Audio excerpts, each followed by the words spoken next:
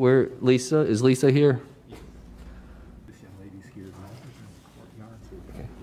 Okay, very good. Josie Machovec, you are recognized, ma'am, for 3 minutes. Yeah, what just happened? That's going to be fun on the news. So there's that. I want to talk about a couple of different things. Number one, the flu shot. Everyone really likes to push the flu shot and talk about how great it is, but some information that you might want to know about it. Number one, the high-dose flu shot that's often given to those that are 65 and older, which are probably going to be the ones that are strongly pushed to have this shot.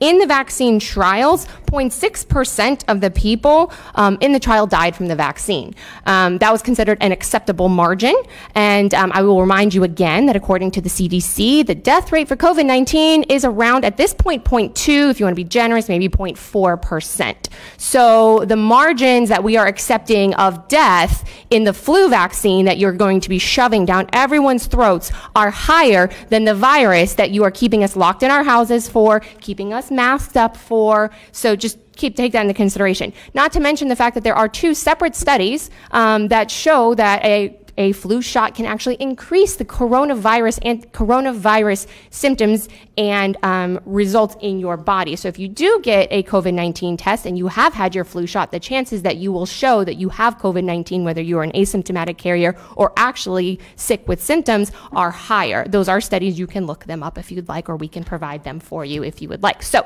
this wonderful flu shot that you're all going to be shoving down our throats is going to potentially lead to an increase of positive cases for coronavirus, and it could lead to an increase of death. If you look in the VAERS system, the vaccine adverse effects reporting system, you will see that the flu shot is the one that is reported the highest, with the highest levels of side effects. And a Harvard study done in the last couple of years shows that less than 1% of reports are actually reported to VAERS. So this is information you might want to look into before you start shoving this medical data down our throat. I wanted to talk about, I've emailed all of you. It's really insulting that none of you respond to your emails. I actually had to call all of your offices just to get an automated response that my email even went through.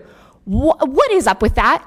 It's so insulting. You sit here and tell us how we're supposed to follow your decorum when you are our elected officials who are guiding our lives or whatever you think that you're doing, but you don't respond to emails. I have a very serious concern. Florida is the 3rd highest state for human trafficking in the country. Palm Beach County is the 3rd highest county for human trafficking in this country. Masks encourage human traffickers. You can easily put a piece of duct tape over a child's mouth and put a mask on them, put a hat on them, and change their appearance from a 3-year-old little girl to a 3-year-old little boy and walk that child out of a Target. Have you thought about that? Have you thought about how scary that is for a parent? To think that now these masks, it makes it my child more susceptible to human trafficking if I decide to take her out in public? No, you don't care. You don't respond to emails. You apparently don't read them. And it's really insulting. And so I'm asking you that you actually take the time. If you want us to respect you, then respect us. Thank you, ma'am, for your comments. Dr. Alonzo, while I have you here, regarding vaccines and that study that was moving forward in the county, do you have any clarity about what actually happened with the cessation of it, or was it not stopped? I'm sorry, I don't know the study that you're referring to.